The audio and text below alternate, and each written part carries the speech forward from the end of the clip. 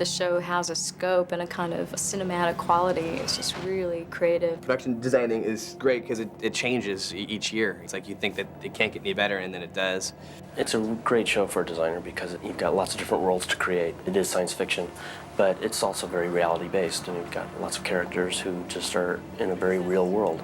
It just has a very interesting mix of this fresh California feel and old B-movie scary things that I think gives it a really neat texture and really neat look, something that's a little bit off from your everyday horror anthology show. These flowers are wrong.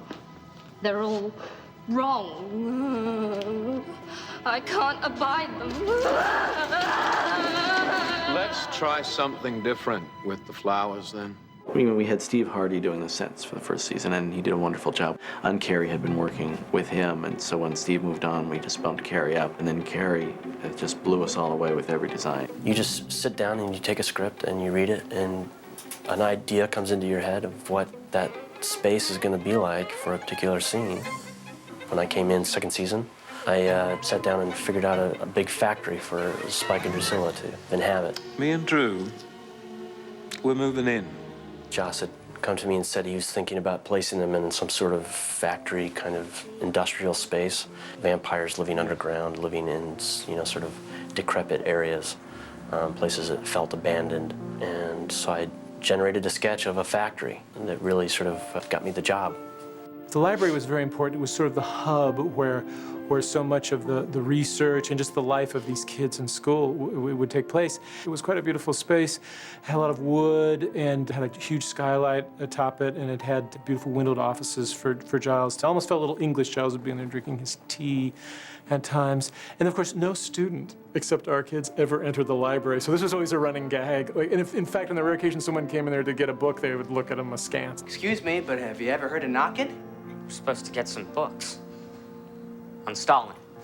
Yes, third row, historical biographies. We work in a, not a real stage. It's a big, old series of warehouses that are all one big building that we've divided up into 3 different stages. They've got very low ceilings. They're pitched everywhere with steel columns. And so for that factory set, I essentially took the structure of the stage and used it and let the ceiling of the stage be the ceiling of that factory. And I used a lot of the structure of the stage as the set and just sort of walled it off. The way that the show is shot, and that with the vampires in our world, that there's a certain texture and depth and darkness. Everything had that feel to it. Our sort of bedroom set has this cave-like feeling. And then we ended up moving into this mansion that had a much more sort of modern, sterile look to it. We built a mansion for Angel, which was a nice set and had a sort of an outdoor garden, but it was kept in the shade. We wanted to sort of stay away from Gothic architecture and Gothic themes. Joss just didn't want to keep going there as such a sort of stereotypical vampire mode. One of the major concepts of the show is that these vampires sort of have to live in a dark world, not just theoretically, but actually physically. A lot of times we'll have them in an above-ground space, like the mansion, but typically they're sort of in the sewers underneath Sunnydale, or like in first season, the master vampire, first nemesis of the series, lived in an underground church. It was an idea of Joss's that there had been a terrible demonic force. The master tried to escape from hell and had been sucked, down into hell and was actually trapped in this church, which was a constant source of pain, of course, to him being a vampire. And that was a neat set that you could get through the tunnels, and you could walk down through the rubble. Not only was the church underground, but we had sewers connected to it that sort of fell into this bowel of the church underground. So that developed that whole theme and concept of the vampires sort of living underground and being able to get around Sunnydale through the sewers. The set, the wardrobe, the makeup, and everything that goes into portraying a character or being in a mood makes an impact on you. It makes it that much more believable. We come before you with fresh offerings. Offerings? The way that the series was set up is that we had the underground world. It was really dark and heavy and concrete.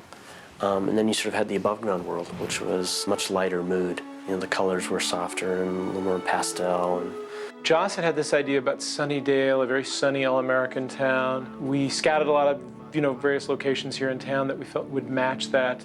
People will note that the high school is, in fact, the same high school they shot Beverly Hills 90210 at, and it's a very kind of classic upper middle to middle class Southern California look.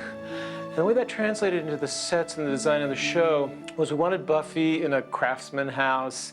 It's been really great to watch the house grow.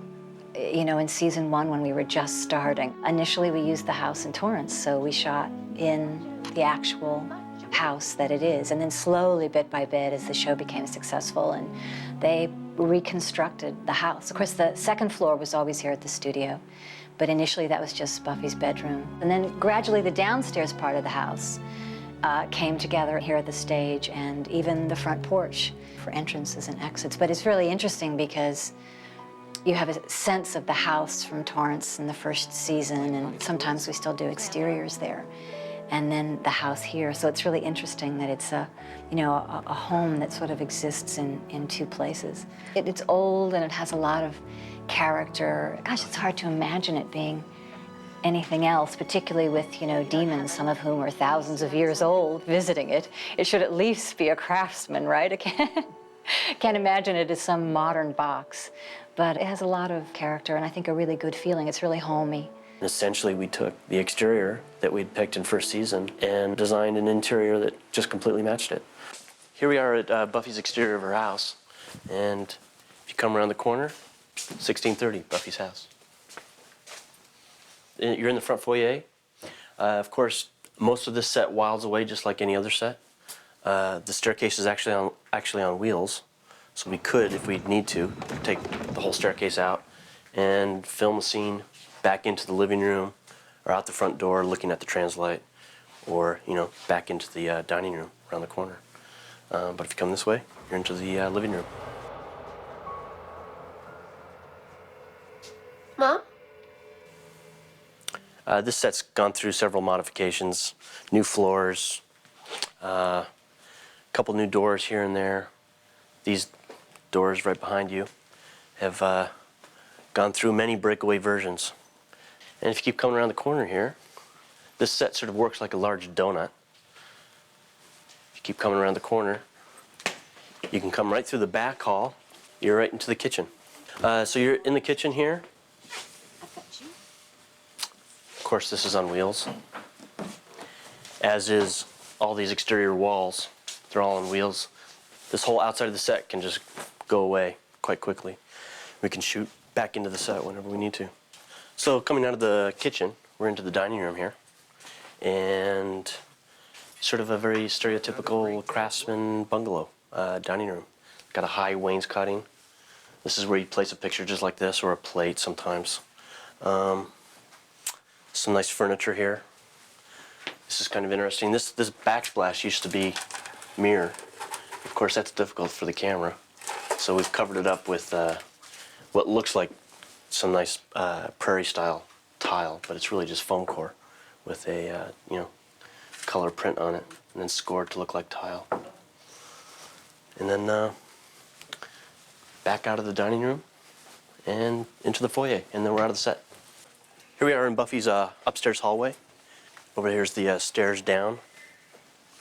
There's the bathroom and dress set. This is Buffy's bedroom. First of all, this is my room. Second, have you been going through my things? Yes, I have.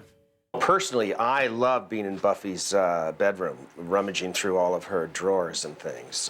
It gave me a kind of little extra stepfather kind of thrill.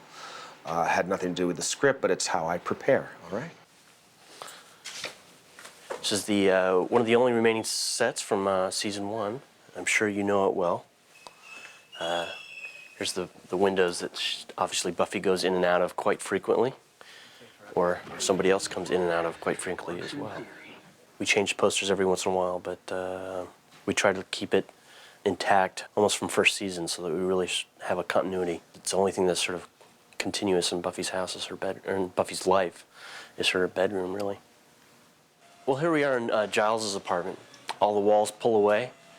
At this beam here, all the walls above it are just sort of hung with cable, so we can pull the lower 8 feet out pretty much all the way around. In this set, the staircase does not pull out. It's always stationary. But from the staircase all the way around to this corner and into this archway is pullable. We can wild it out and get a camera back there and shoot into the set. This is Giles's little kitchen around the corner here. Go into the hallway through this little arch, and Giles brews quite a bit of tea back here in this kitchen. So we bronzing it tonight? Wednesdays kind of beat. The bronze was meant to sort of feel like a nightclub, but really was an espresso bar. It was an industrial space that had been converted into a, this nightclub coffee bar. Visually, it was painted with quite a few bright colors, as if an artist had come in and just sort of not just painted the walls, but it actually as if they were painting a canvas. It has an entrance that leads out actually off the side of one of our stages. And then when we developed the back lot in second season, across the alley, we built a whole series of facades of brick and little buildings that created this dark alleyway where lots of scenes sort of took place, not just outside the bronze, but just a little dark alleyway that we would dress differently to make it some other little alley off in Sunnydale somewhere. Don't just stand there. Dig. We have to hurry.